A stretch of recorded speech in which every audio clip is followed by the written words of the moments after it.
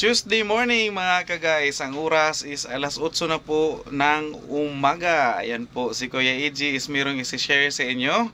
First time ni Kuya AJ magpakita sa inyo guys, since noong nagkasakit si Kuya AJ. Hindi naman malalang sakit, medyo trinangkaso lang si Kuya AJ. Matamlay yung pangangatawan and nanginginig, at saka may lagnat, at saka may ubo. Yun po, uso daw yan ngayon, papalit-palit ang weather natin. So kailangan nating mag-ingat sa ating pangangatawan para mapanatili nating malusog at masigla. So today is mag-update tayo. Kumusta nga pala guys ang mga bigas sa inyong lugar? Ang bigas na lilitaw or lulubog. Dahil hindi po siya always mayroong bigas. Kung mayroong mang bigas, ang sabi doon, kasi nakausap ko talaga mismo yung mga tauhan sa bigasan, ang sabi is mayroon silang bigas pero nasa bodega.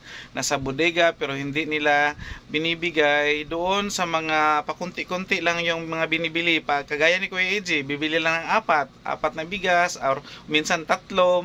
Bihira na magiging 5 or hanggang 10 ang binibili ni Kuya AJ. Dahil alam nyo naman guys na yung pera natin is kailangan natin ibili pa ng iba pang mga bilihin. So hindi lang laman bigas yung tinitinda natin.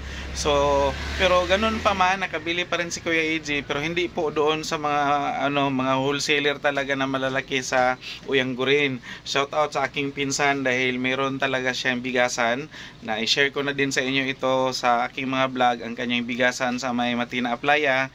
Meron siyang kinukuha ang bodega, kaya lang sila lang talaga yung pwedeng mabigyan doon ng, instead of tag 200 sacks ang binibigay sa kanya every punta niya, ang binibigay niya sa ngayon guys is tag 50 sacks lang. So maswerte tayo dahil pwede ko siyang i-text or i-chat na pinsan, bigyan mo ako ng kahit 5 sako. So meron tayong stocks today. Meron tayong stocks, kaya lang pula ito nakuha ko. Nakakuha ako ng apat na sako. 5 ito, 5. Ang isa nito is na-deliver ko na sa customer na nag-order sa akin. Ayan, so meron tayong 4 na naka-stock. And meron pa akong 2 sako sana na yellow. Ang isa na i-retail ko, ang isa na benta din kaninang umaga pa. So mga alas 7:30 kinuha ng customer dito yung isang sako na kuha ko yellow. Pero between kay yellow at saka kay kuha ko yellow at saka kay kuha ko red is kunti lang yung difference. Kaya lang mas maganda talaga yung si kuha ko yellow. Pero minsan magkasing lang sila, magkasing quality na lang yung kuha ko yellow at saka yung kuha ko na red. So meron tayo ngayong stocks dito, 4 na sako ito guys. So shout out ulit sa aking pinsan na pwede kong pang emergency, pwede talagang malapitan basta may stock lang. Ayan, so yung mag-chat ako sa kanya nung kahapon ba yun? Oo, nung isang araw.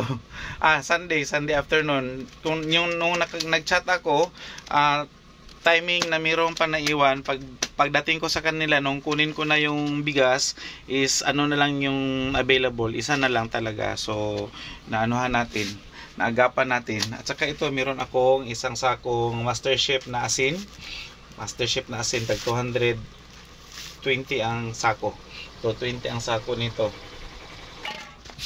Ang presyo pala nito guys sa kuha ko red is diferensya lang siya ng 10 pesos, 10 or 20 pesos ang diferensya ni kuha ko yellow at ni kuha ko red.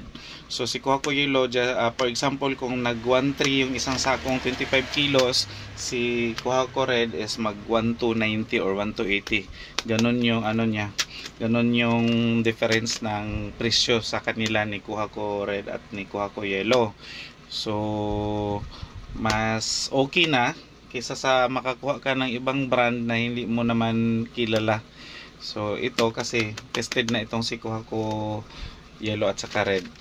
So any update sa tindahan natin guys, ganon ang kalakaran sa bigas ngayon sa Davao.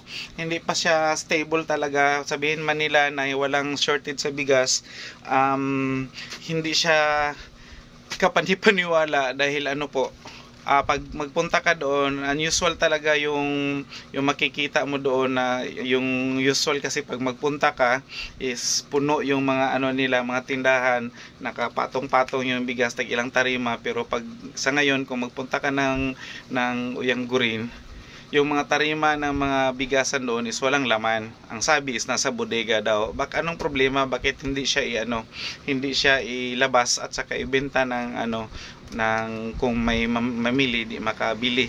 So ganon, hindi naman nila pwedeng masagot. Ang dahilan is daw, barko.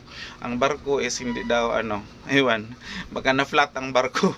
Ang biro nila na flat daw ang barko, kaya hindi ang stocks ng bigas. Buti na lang si itlog natin guys is hindi talaga nauubusan ng stocks sa ngayon, at saka ang presyo ni itlog is okay lang, hindi siya mahal, hindi rin siya masyadong mura. So nanatili po or stable po ang presyo ng itlog, at saka yung stocks niya okay lang, hindi siya yung inilugay sa stock. Si bugas lang yun guys.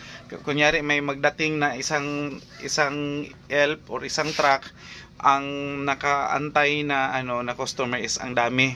So kung hindi ka makipag-agawan doon, kung hindi mo kakilala yung bibilhan mo ng natindahan, wala kang doon makakilala or mga yung kumbaga sa tindahan natin yung pamilyar ang mukha ng customer, hindi ka mabigyan.